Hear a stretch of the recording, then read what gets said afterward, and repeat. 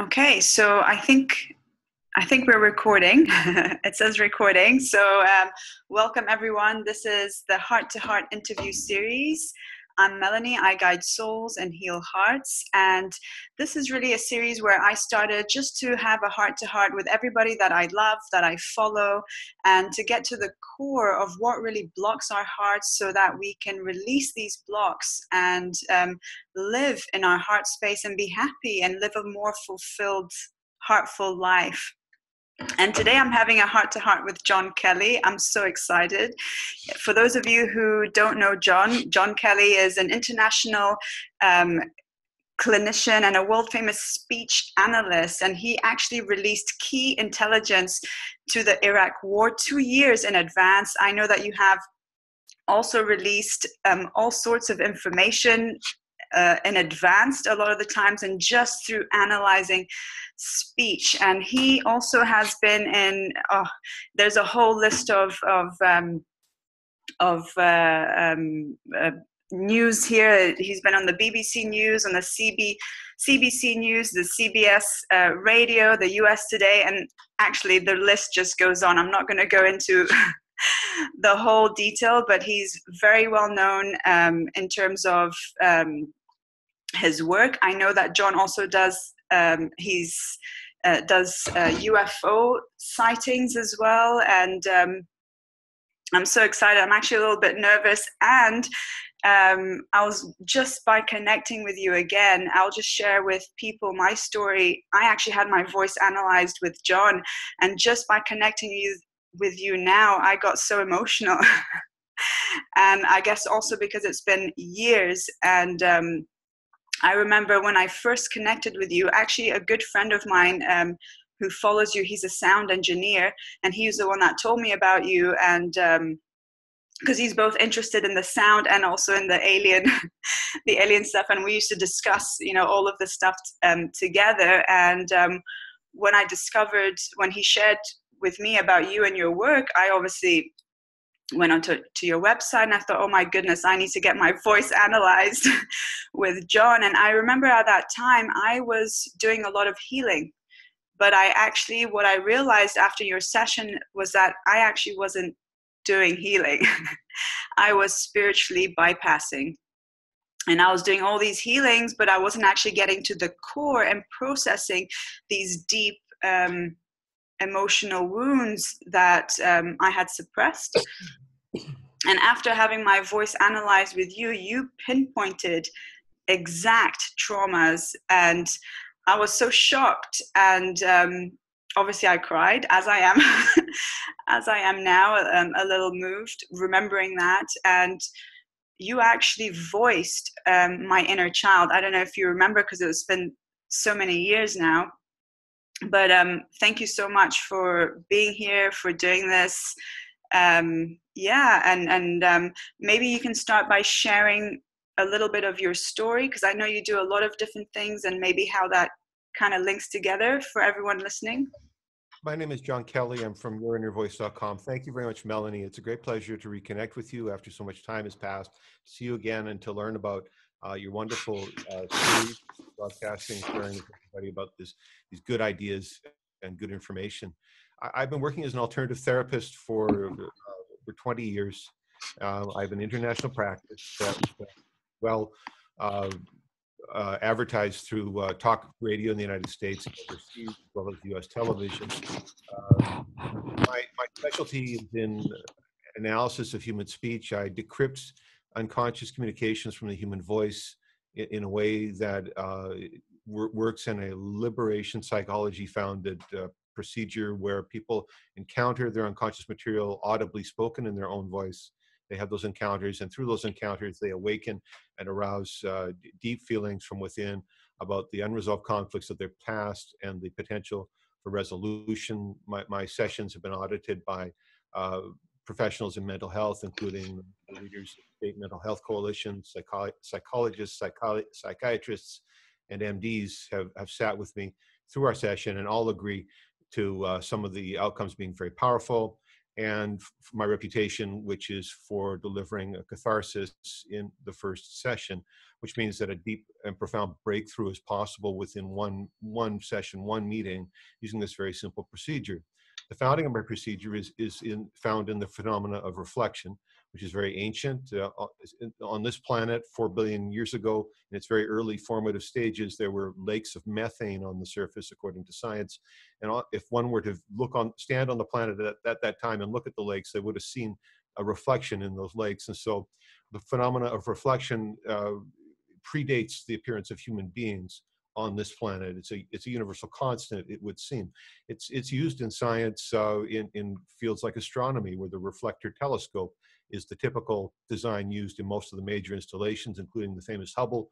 Hubble shows us images of the stars, but it does through an indirect method. In other words, we don't see the photons as they pass through the lens directly onto the spotting apparatus, but rather we see the reflection, a reflection throughout in the telescope. And so science is studying reflections, making indirect observations to draw conclusions about the nature of the universe.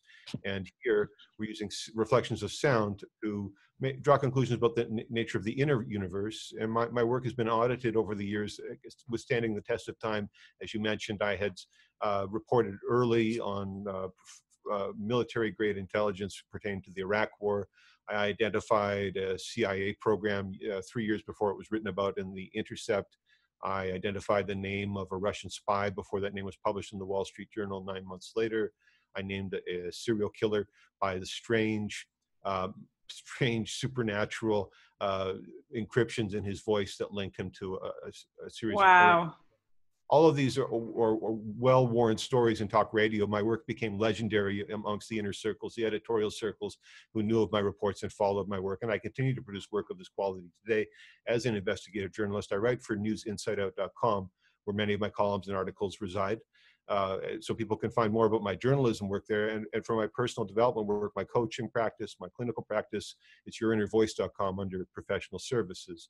So the practice is very simple. The human voice releases different indications of our inner condition. If we follow the karmic model that is understood in yoga, that it would tell us that everything that exists today is a consequence of events from the past. In other words, the entire history of the universe, so to speak, is encapsulated in everything that appears now. And so even our utterances themselves, it would seem, according to this dictum, that we could unravel the past, even into our ancestry, into the experiences of our ancestors from the vibrations in our voices. Just does alone be enough. There's consciousness in everything, and I'm saying that we can start to draw the consciousness, tease the consciousness out of these material waves that emit from our voices by using a mirror.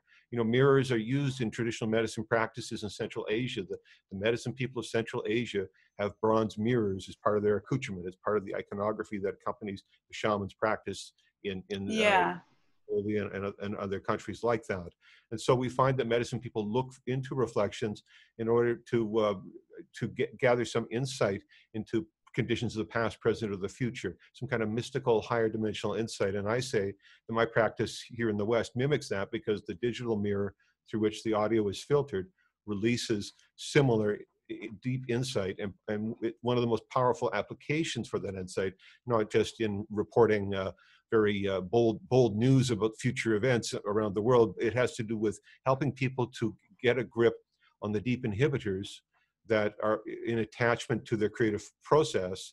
And by releasing the binding of the inhibitors, people become unfettered, creative, and liberated in a way that they can express themselves effectively, meaning that their behaviors change, people's personal conduct changes as a result of encountering their messages and working with that material. It's very powerful, and it's proven, effective in administrative practice, proven effective in front of the mental health community and in front of the general public. So I have great confidence when I tell people that this is a very worthwhile opportunity. And it's something, again, I'm a leading practitioner. I have over 20 years of professional international experience, and I have a clinical and an investigative track record that are publicly well known for veracity, for facts. It wouldn't be possible to assemble such a track record if what I was saying wasn't found on a factual, truthful basis. And obviously I have my own personal experience with you. And I remember, obviously you didn't know anything about me. You never heard of me, you never met me. And when you pinpointed these traumas, it was really profound, because it had come up in therapy before and I kind of just ran away with it and didn't want to deal with it. But when I came to you and you said, no, this is the actual block, I was shocked. And that's when I really realized, oh, I actually need to look at this and work with this. And as you were speaking as well, what was coming up for me is two things. One, I was watching a documentary or a talk. I can't remember the name of the guy now, but he was actually saying that the creation of the universe is sound. And he was talking about the ancient technologies, and they were all sound based. So when you talk about sound and how we can actually trace back through sound our ancestors and our history, that's pretty amazing. And go ahead. Well, to highlight further to what you're saying, that concept in the yoga that I study, you know, Vishnu is on the sea of consciousness, uttering ceaseless mantras that sustain the creation. These vibratory waveforms are experienced by us as the ups and downs of our reality, the ever-changing day and night, summer, winter, hot and cold of our reality, or the relativeness of our reality is understood as the sinusoidal waveform expressions of the Creator reciting ceaseless mantras. And when people do deep meditation, sometimes they hear the universal background sound. They hear the Om from deep within their minds, or they hear the Hare Krishna mantra, or they hear the Bhavanam Kevalam mantra. They hear an indication as a recitation, as if a person like themselves, but a great person, was singing a song that sustained the creation, and all the ups and downs of the melodies and the harmonies and so on. The sharp and the flat notes were like the sharp and flat notes of our lives. So this concept of the origin and creation is deeply expressed in Tantric philosophy, where sound precedes the other elements. Yeah. You know, the etheric element precedes the aerial, luminous, liquid, and earth elements in a 5 elements universe. It precedes them, and so ether is the medium of sound. When we talk about Akasha, the Akashic record, that's the etheric record. Akasha being ether in Sanskrit. So Sanskrit, the Akashic record is accessed at the sound level. So the idea is it? Okay. The idea that we accessing profound knowledge through sound is not strange when you think about the Akashic records concept, which is popular in mysticism. Yeah, but I didn't realize it was sound. Yeah, sound is what travels through ether, the etheric element at the Vishuddha chakra. So in the yoga physiology, there's these chakra points, which are the psychoanalytic gateways of consciousness in the West. They are the neural development throughout the abdominal cavity, not meaning that there's not all of our neurons are up here in the head, but rather there's brain material. And so what material science is instructing us, that there's brain material in the stomach, there's brain material in the heart. This is current medicine. It's published in popular medical periodicals. So these ideas have inspired curiosity, but the people who were thinking about them the most were the most ancient medicine people of South Asia, whose collective wisdom was encyclopedically refined by profound personalities who appeared periodically, like people like Sadashiva, the father of all yoga, consolidated all the wisdom of the medicine people at the time, all the magic and healing power in one person, and taught and organized everything. And so this is my adult education was focused on studying these teachings and practicing directly from those teachings, because I thought this was the most profound path to knowledge, the yogic path. It was also the most rigorous path. And having succeeded in completing the Patanjali 8 limbs in my practice, I recognized that people living in the West weren't looking for that kind of rigor, weren't looking for the big set of rules. But I say, you know, if you want to get your rocket ship off the launching pad, you're going to need a lot of engineering infrastructure to make sure it all happens and works properly. It's a very sophisticated. If the body is the spaceship and the mind is the cosmonaut, if we want to get that launch going to the cosmic origin, we're going to need a little bit of order. Well, so my sessions provide a form of structure where some of that potential is expressed. My clients don't have to be vegetarians to succeed with me. Yeah. have to be following extremely rigorous yogic lifestyles to succeed. I can give them a little bit of that special magic, a special benefit of a deeply invested yogic practitioner's lifestyle. I can give them some of that through working with me. When we look at the reflections in the mirror together, we're empowered to journey far. And most people concur that we journey much further than in traditional talking therapies. Talking therapy in the West, in many ways, has been a fail. And one of the consequences of psychiatry has moved to the prescription medicine model so far. The prescription medicine now is in all the drinking water. It's become an opioid epidemic in some areas. I mean, this is the massive medical epidemic in North America, is the opioids, which are the heroin, morphine derivatives. So that medicine has moved so far in that direction that they've lost control of their Frankenstein's monster. And what we need are simpler solutions that are more invested in human potential.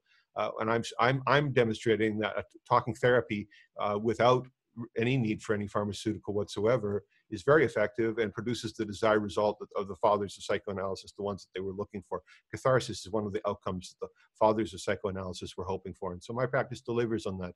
I think it's very important in this time to look at that, how Western medical structure is so sophisticated and so highly staffed with such well-trained people. But the consequences of some of the practices, we need to abandon some of the dinosaur models, and in this time we need to enable and empower people. So I'm really, I appear as an alternative therapist, but really you could say I'm a wellness activist.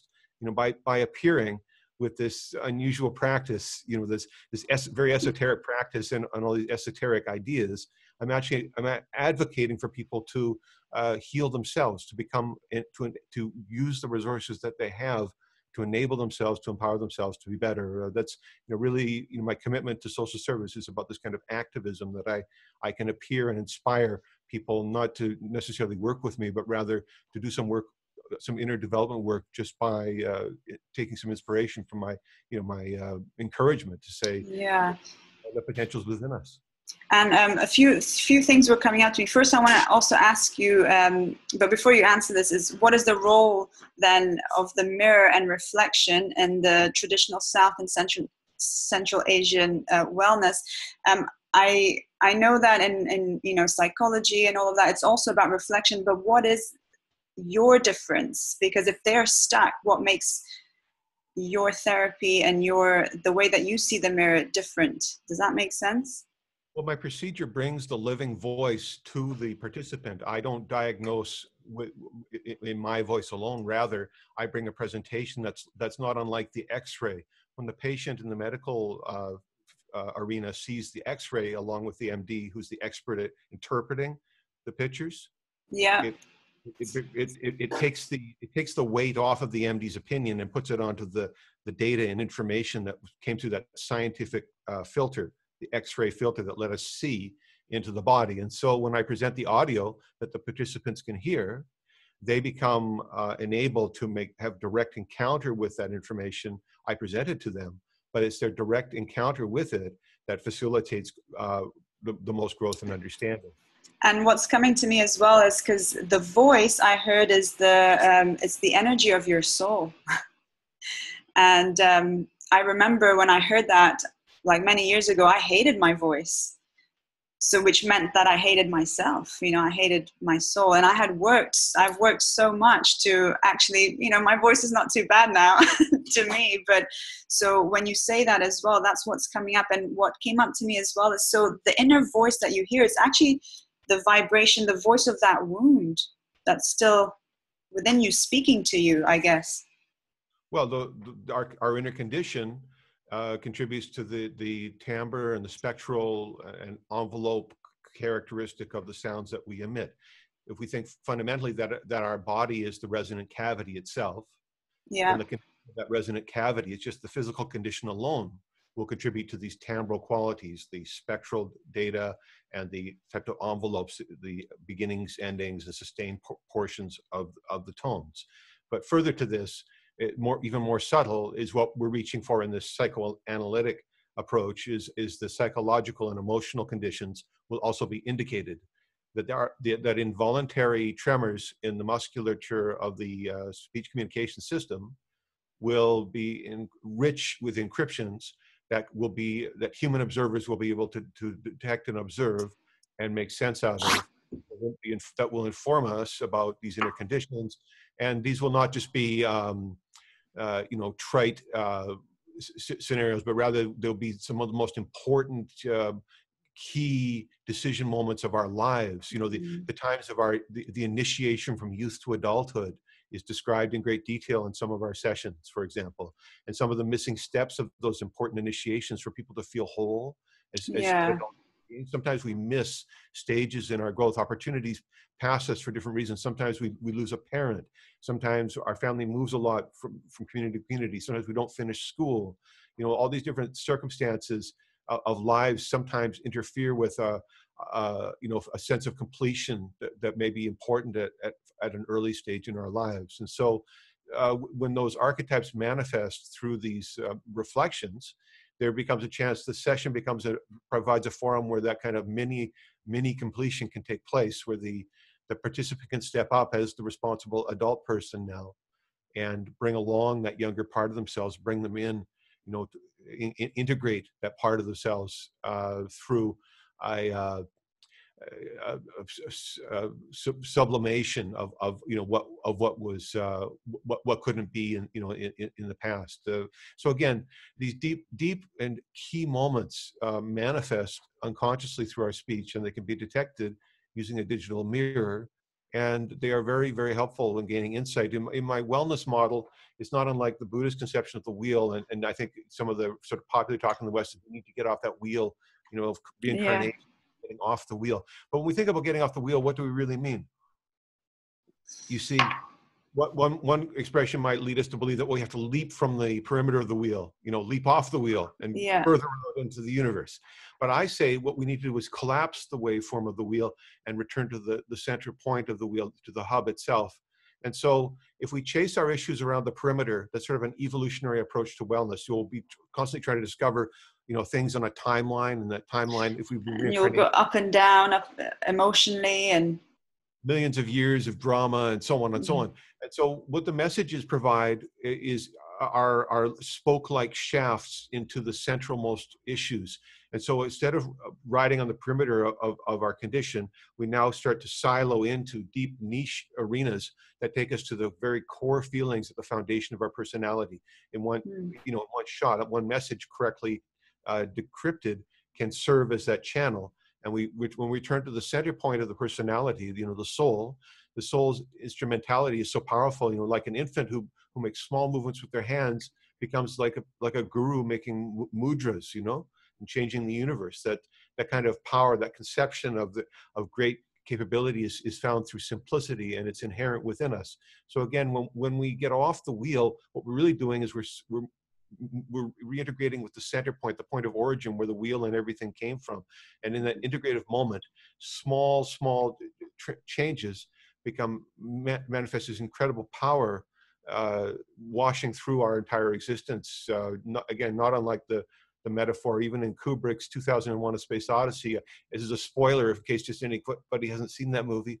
But in one of the final scenes, the baby's in space, in the space womb, coming back to Earth, and it's sort of like it's like a baby Krishna who could just make a tiny mudra, or just a small smile, and convey like a universe of meaning, or a gesture that would transform galaxies. This whole potential in the inner child. Yeah. So that imagery is within us, and instead of like watching movies about it, people like myself are actually living it, and we're sharing the experience with others who participate with us in these simple meetings. And what was coming up to me, like I saw the I do the tarot, so I saw the Wheel of Fortune, and it's always about coming into the center and being present, and being the observer in our experiences, and that's how we can actually create these changes. And is this what you mean in terms of when you talk about the relationship between happiness and infinite eternal bliss? Well, there's this idea of, like our emotional satisfaction, and many of us are satisfied with simple and temporary things. I know I am, but like that sweet fruit that we want is only right for a certain window of time. If don't get it when it's at its juiciest, we're going to miss that opportunity, and it won't be as good, and we won't want it. So we want that thing, and then it loses its allure. It has a temporary attraction. Everything in the material world is like this. I can't wait for summer. I can't wait for summer. Oh boy, it is so hot. I can't wait for it to snow. I can't wait for it to snow. All of us are like this. Everything in this universe has this relative nature, the ups and the downs, this curvature.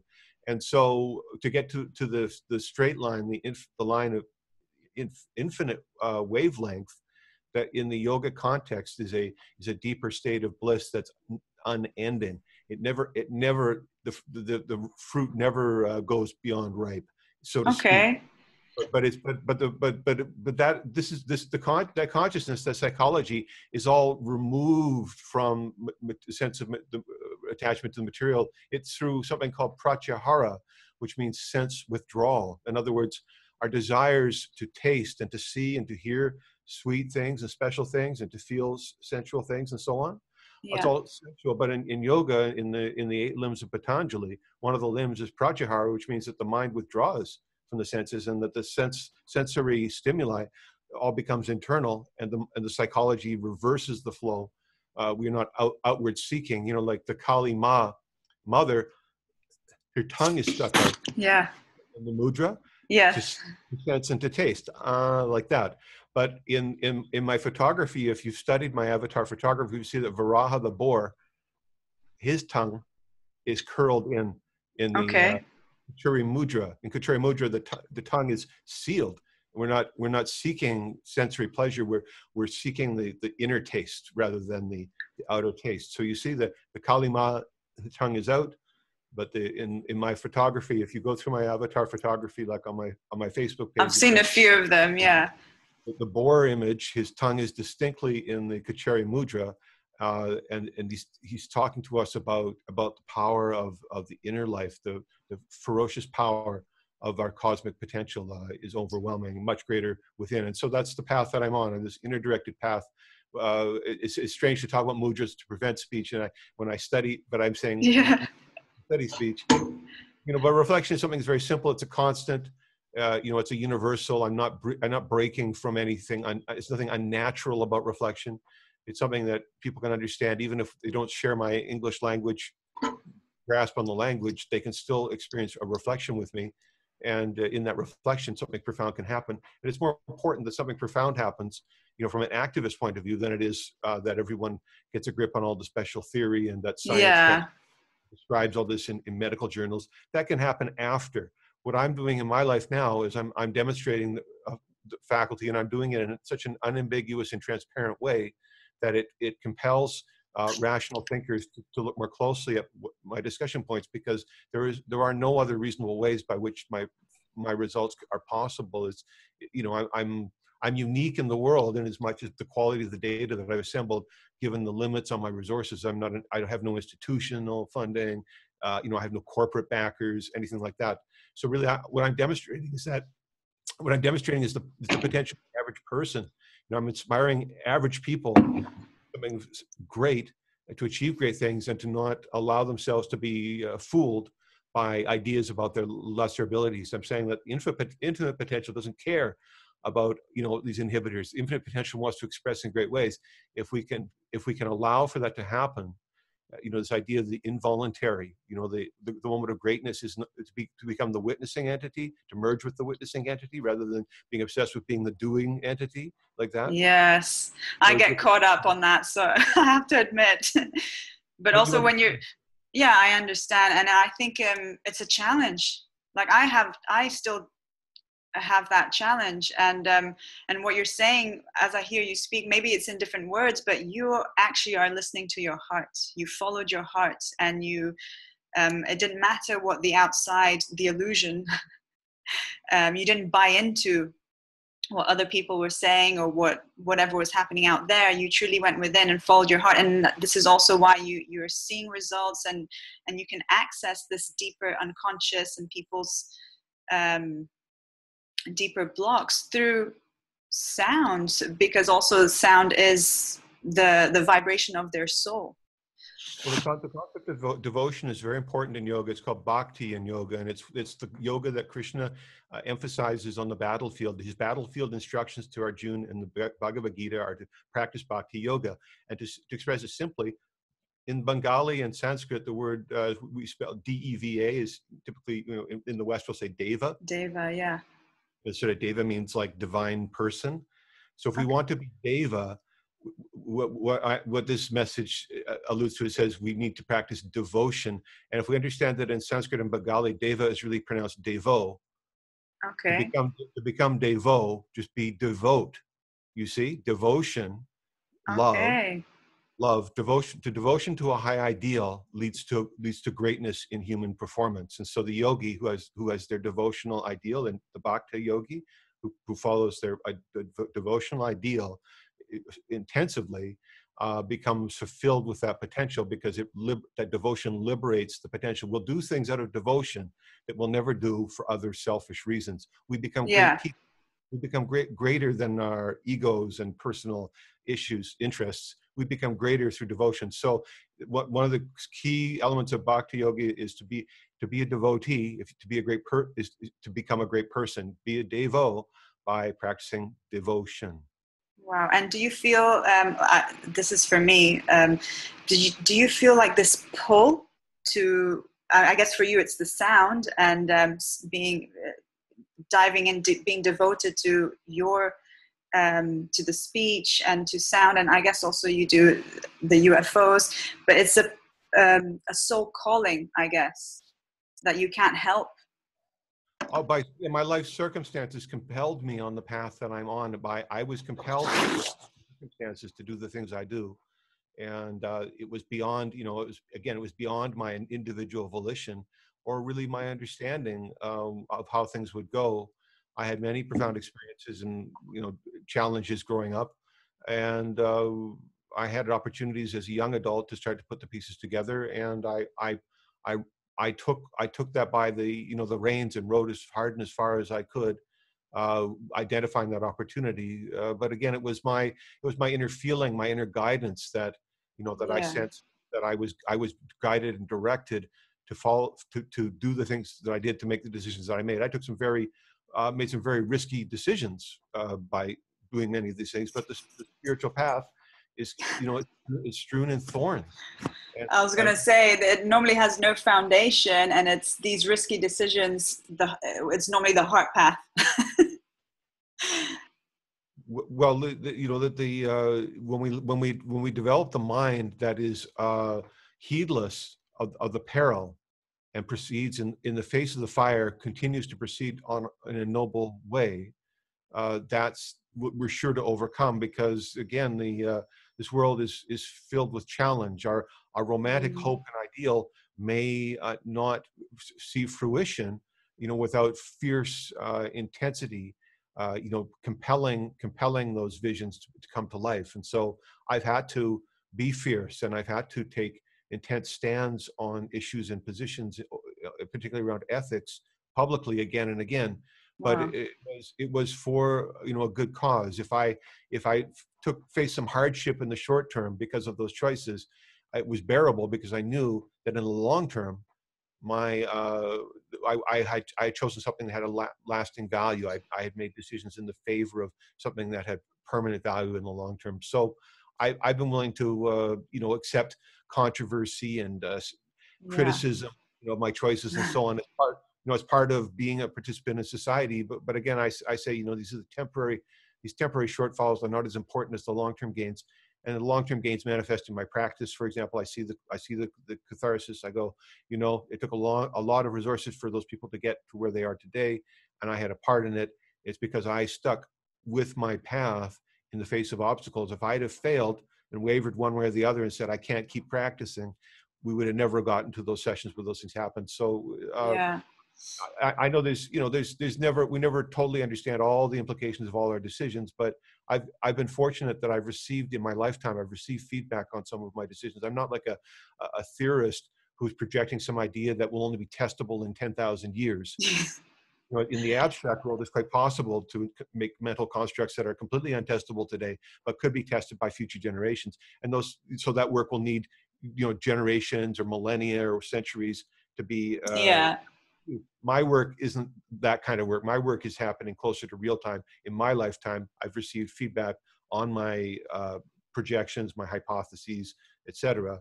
And consistently, I've received supportive feedback. So that feedback is, of course, helpful in helping me refine my practice to target to be more effective. I see what's working. I work, I amplify that. Getting feedback is a good thing, and of course, being involved, for anything to qualify as scientific, feedback is essential. If you can't apply the scientific method of experiment, hypothesis experiment, and observation, and so on, if you can't apply that to what you're looking at, it's very difficult to include it in a discussion that has anything to do with science.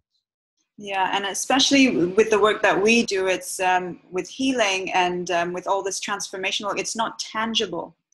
So if you can get something tangible, as you do, and very specific, I'm talking about my own experience, very specific, you pinpointed specific traumas. I mean, that without even knowing, that is amazing. And that's a science that you're practicing, essentially. Well, it makes it tangible for the participant, because you are in that role, you're a key player in making the session move forwards. So when it becomes evident to you that there's a road ahead, then you can get the engine started and start moving the vehicle of your life along that road. It becomes a sure thing for you. If I just threw a set of abstract numbers at you, or rolled a magic 8-ball and gave some crazy idea off that, and that was your reading. I don't know how really valuable that might be to anybody, but to engage with the voice, to hear the sounds, and then an inner discovery that accompanies that, where something, a memory awakens that may have been lost to consciousness for a long time, for it to suddenly emerge spontaneously. For the participant, that becomes a moment of action. They can take action on that. It really doesn't matter what I'm saying, what I think, or what I believe, what I ate for breakfast. None of that matters. And the work I'm doing is, as you know, I'm working by telephone with people. It doesn't even matter if I'm smiling, or if I had a bad mood, whatever. None of that has to do with the session. What has to happen in the session is that integration, that integrative moment for the participant happens. And when it becomes tangible and embodied for them, it becomes actionable for them, and they take action, and they take constructive action, and they succeed. They move past the issue then.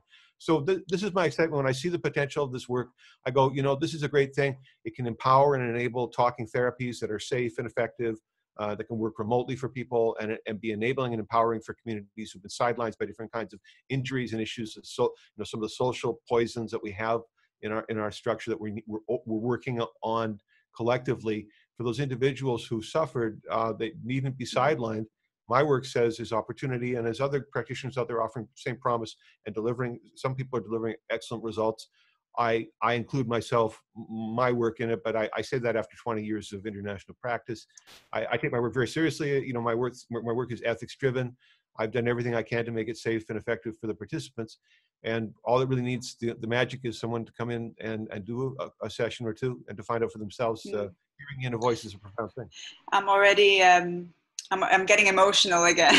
So before I start crying, you were talking about this, maybe you can explain the role of attraction and the Tantric yoga that you practice, because you're talking about following your heart. Can you explain a little more about that?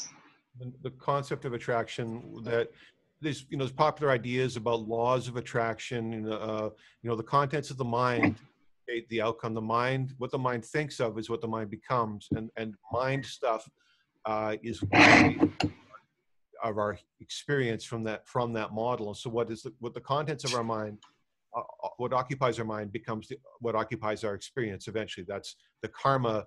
The seeds of karma mature within the mind and become expressed in physical experience. And so this idea of attraction, and what holds our attraction, and what is the most attractive.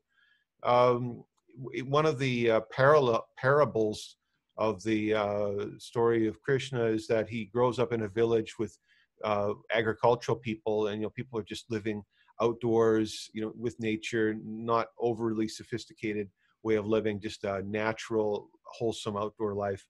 And when they're youths, Krishna and a young woman have an attraction for each other, and that the modeling is used to describe the feeling of the devotee, is that when that young woman would hear Krishna's flute in the woods, she would feel a thrill and drop everything and rush to find where he was so she could spend time with him. And this idea was that that woman is Shakti in the physical model, that she represents Shakti or matter, and that matter rushes to conform to consciousness. It's in the Judeo-Christian tradition, Moses is able to manipulate reality, and so is Jesus in the Christian tradition. Yeah. Water parting. Yeah. You see, like that. And healing and all of that. Changing behavior. In other words, matter conformed to consciousness in those models, and these were considered as indicators, miracles that were indicators of that relationship between the rudimental relationship between matter and consciousness. That although it may seem that we're besieged by material odds, challenges, economic challenges, status challenges, the color of our skin, all these different kinds of things that are like material based. But the great lesson of the spiritual preceptors is that the power of consciousness overcomes those material limits, and that matter conforms to consciousness. Radha rushes to Krishna when the devotee is so absorbed in their ideal that their life begins to reflect that ideal. Then the universe responds more to them as if they were the ideal itself rather than just that person. Beautiful. They begin to this idealized response. In other words, the way the universe interacts with them, this harmony suddenly manifests, and the real rhythms of life and the great beauty of the world that how we're supposed to experience it, as a beautiful heavenly paradisical experience. All the kinds of magical paradisical things happen more than the mundane and the crude experiences. So this place is ready to serve a very high, better than a 5-star experience to people of the most profound, folkloric, and legendary kinds. I assure you, for those who would become the people who qualified to participate in those high experiences, whose minds were ready to experience and their hearts were open, to be participants in a greater universe that functioned in a higher way. It's all really, it's there for us. That infinite potential and the paradisical experience is really, it's waiting for us. We simply need to become the qualified candidates ourselves, to bring ourselves to the opportunity. This place was created to support it, and according to yoga, this place is the place where that cosmic spaceship can take off, so that the cosmonaut can return to the point of origin. I mean, the highest possible, most blissful possible outcome possible. This place can support it. Again, that's making me tearful. But what was coming to me as well when you were speaking, this is spiritual alchemy, and this is living from the inside out, the inside out approach, rather than the outside in. And people get stuck on the outside in and chasing this desire, and then it's never enough. And it's really that flip, that when you talk about the mirror and experiencing, because our reality is really our inner reactions and our inner emotions and what's happening inside. So it's really about going within, and when you can do that, what you're saying is that's when you'll be liberated and live free and live with an open heart. So on that note, maybe you can discuss or just share your thoughts about that. When you talk about, I'm not too familiar with the Tantric tradition. I focus more on the shamanic tradition, but maybe you can talk a little bit about that. Well, so maybe, hopefully you'll find some parallels in some of these core ideas. I try not to make, overly exotic. There's a lot of simple, important core ideas in the material that I study that are easily translatable. On the battlefield, Krishna says that this Maya of mine is almost impossible to overcome. With the Maya being Shakti, or the energetic universe. Okay. Prakriti, the material existence. Saying this, we are constantly being besieged. We want one thing and then we see another. While we're getting the one thing, we see something else. And then on the way to get that, we see And so we're constantly looping ourselves into the karma. And if we can't catch up with those things we want in this life, then we got to come back here to finish our karma, because our mind is full of, and I want this pink Cadillac, and I want this big house, and I want a sailboat, and I want a helicopter. You know, if I can't get all that material stuff going in this life, I just got to come back until I can get it right. And who knows what kind of incarnation I'm going to have to go through to make that happen. But this is the nature. We're compelled by the contents of our mind. Our karma that compels us to be here, that keeps us here in this experience, is the contents of our mind. And so when the mind releases its contents faster than they are created, then this state occurs where there's really no attraction between the I, the sense of personhood, and this place. We have no compulsion to be here. When we consume our karma, when the fires of devotion consume the seeds of karma, which is the intensive meditation, when that happens, this liberating effect occurs. The attachments break, and the reason for the personality, the I who came through millions of years of incarnation, who came like as an algae and as a fish and a plant and all these different forms just to get to human, that I becomes liberated. When the karma is finished, there's no compulsion to be here, and the natural instinctive pull is to return to the point of origin. And that's when people start to hear the Om, the background sound of the universe within their mind. They don't need a space telescope to hear it. Their consciousness resonates because they become more calibrated to the inner resources than they do to outer seeking. Again, it's inner directedness. Everything, infinity is within each of us, and this is where our human resources are so valuable. Each person, no matter what position in society, is capable of a cosmic performance. And the more we can get people, enabled to that, the more we can combat the sort of the imbalances in society that have kept different groups away from opportunities and such.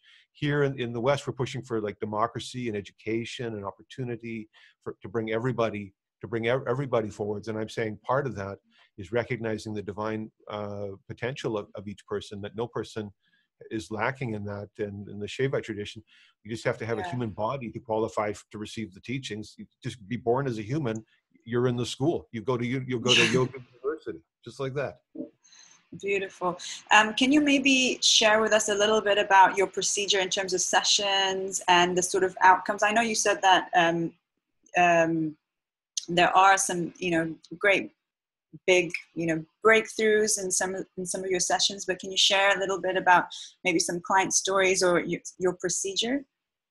Yeah, so the procedure is very simple. I work by telephone or by Skype, and we just need audio to do the work. There's no necessary face-to-face time, and I don't do, in-house consultations or any of those kinds of things. For the work to proceed, I simply take a recording by interviewing my subjects, and it takes 5 to 10 minutes of recording time. We talk about the issues of the day. It doesn't have to be anything special. Sometimes people think they need to read from a book or something like that, but I swear an everyday conversation is enough. If someone makes it to the session, I believe they have something to say. And my job as the interviewer is just to help them to tell their story. And in that 10 or 15 minutes, we're done. And then I will take an hour to study that. So that's the lab time. And I break. And then on a second call that same day, an hour later, I'm back on the call and I'll present the audio findings. And I brought some audio findings with me. So why don't we just... Yes, because I would love people to hear it. Obviously, I've experienced my session, with you, which I had a big breakthrough, but if you can just share with us. What we'll use sample. Here, we'll use pre-verbal children as our sample. I don't work as a consultant to pre-verbal children, but my clients have kids, and sometimes they give me they share some audio with me. So over the telephone, there's a young mother, and her young pre-verbal child is making some sound. What she does when she's on the phone, she'll keep talking, and then she'll laugh at herself like she told somebody a joke. So we can hear the young person is speaking there. They're not speaking in English, they're verbalizing, but we put the mirror to that audio, and in the reflection I hear the words, "I spank him." That's very clear. And so if I show, audibly the origins, that segment of the audio translates. using a mirror, I hear that reflection. I hear something about corporal punishment, which isn't outside of the realm of understanding of young children. They may know about someone being spanked somewhere. The idea that they could conceive of that and utter it is very interesting, because it's in some children's lives that's part of the language of their experience. Let's move forward to some examples of kids babbling. Here's a well-known YouTube baby babbling in a back seat. It's a very popular video of baby babble. All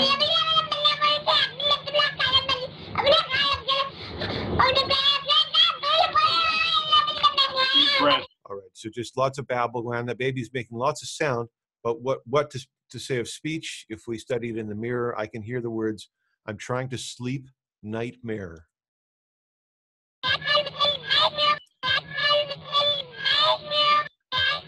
Oh, wow. That's pretty clear. You know, it seems as if that child is talking about their sleep state and problems in the night, sleep disturbances, which may be very important to people who are involved in pediatrics, child development. Parents may want to understand these things. That's our source audio right there. And when that segment is mirrored, it appears that we're learning something about the dream states of our speaker, and the dream states of my clients are part of the topics. It's stuff that comes up. People talk in their messages about their dreams, and the lead us to explore those dreams, because it would seem it took a lot of energy to get that, to bring that to light. So maybe it's worthwhile, for us to explore and discuss while the client is there to talk about the issues related to that dream. It's not uncommon for the sessions, for the transcripts, to reveal dream material. It's a very interesting study. And of course, psychoanalysis, Freud's first book on the topic was about dreams. Yeah. I mean, psychiatrists are very interested in dream material. And so here is a rich source of dream material encrypted in human speech. Let's find one more example from the preverbal children. This is a young boy whose father's talking to him on the cell phone. Dad can't come home from work on time, and so he's consoling his son over a telephone call.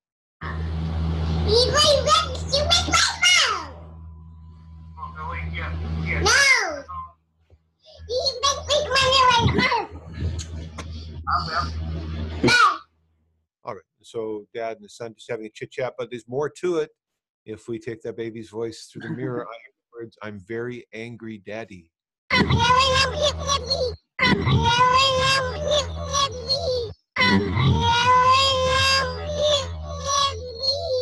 Wow. So that child's emotions towards their parent, I mean, you got your father and your mother that's angry towards the father. Wow, wouldn't it be amazing to have an opportunity to work with that child at that time on whatever anger issues with dad, so that dad and the son could bond around that, and rather than that being a distancing experience, rather than creating misgivings later, unwanted feelings later that became amplified because they couldn't be addressed in real time. What a powerful opportunity that could be for people to have more integration with their pre-verbal kids, to support them in their dream experiences, to support them in their judgment. Absolutely. I'm actually thinking of some clients that may want to, if once they watch it, they may want to come see you to work with their children, and maybe they don't understand them, they don't understand their behavior, and just by doing this, you can get a very clear insight into their emotional state and what's really going on. Well, the same applies for the adult speakers. The adult speakers will disclose things about their dreams and about their emotions, and we will hear that together in the session, and then we'll have a chance to talk about. There'll be a transcript that we'll share, and then we'll go line by line through the transcript, interpreting material in a lengthy discussion, and that may lead to profound emotional responses that we will explore in real time using very simple visualization and breath work. So beyond the discussion where the practitioner offers their expert opinions in terms of reading the transcript with the participants, I'll also guide participants in very simple breath work and inner visualization that empowers them to connect and release with the issues that, as they manifest in embodied form. As the feelings come to surface, I'll invite them to look with their inner vision and their inner sensing to the place inside of them where they felt the feelings were emerging from. Like if I asked you today, Melanie, where the coming from, could you say there's a place within you that you could feel the feelings? Yeah, definitely. Yeah. Around my heart. We would visit your heart place together, and with our inner vision, we would look and we say, you know, is there something visual? Just you saying that is already bringing it up again. And we would take a deep breath into that place, a deep breath, a good healing breath, and we release our breath and we let go. And we'll say the words, I love you. Out loud. Out loud. We'll say, I love you. I forgive myself. I forgive myself. You're going to make me cry. Take a deep breath and just let go. Letting go. You know, it's so easy to let the breath go. That's how we breathe. And the mind can breathe the same. The mind can release its attachment to the burdening ideas. Those burdens can be released as we breathe in, take a deep breath in, and we release. It's so natural to let go. Now we are letting go. I think I need to come for another session. Obviously, there's something there to just speaking to you today has really brought up whatever it is there. Maybe you can analyze it after, but I'll definitely be in touch. So if there was one message to people out there, what is, from your years, 20 years of practice and analyzing voice and all of that? Firstly, I can say that there's no hiding from you, because just by me speaking, you can definitely analyze it. But what is your one main message to give to people out there? It's really, my message is about our breakthrough potential, to believe in our breakthrough potential more than we invest in our sense of limitations. You know, if we can see ourselves breaking through our reality, what we tell ourselves is real, in terms of limitations, when we see ourselves transcending our limitations, it's instructive to every experience of everything about us. It says we are more and we are better, and we can always choose to be better. It doesn't matter where we are. If we've still got our heart beating and we're taking a breath, we're still alive, we can make progress and we can move in the right direction. So my real, you know, inspiration is to tell people to be your greater self, allow your greater self to express through you, believe in your potential to overcome, and take action on that potential. Don't don't wait for your potential to find you. You know, be expressive and take steps to challenge your potential, to make sure that you express your potential in this lifetime. Be a breakthrough person. Is my I think that was maybe that touched me, so that was a direct message for me as well, and I guess for everyone listening. How can, I know you have your yourinnervoice.com, so people can just contact you through your website. There's a contact form on the website, Jon@yourinnervoice.com, Jon Kelly. Jon Kelly is my name.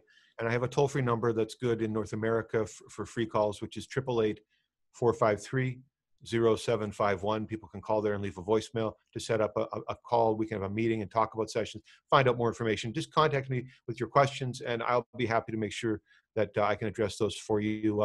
Again, it's very easy to get involved in sessions. It's very simple, and I'm very accessible. I'm very excited to share information to help people make decisions about the value of that work. Awesome. Jon, thank you so much for your time. I know we went over, so I really appreciate you taking your time to speak to me. It was such an honor to connect with you again. Obviously, this brought up memories of where I was, you know, however many years ago, and some of your messages today really touched me as well.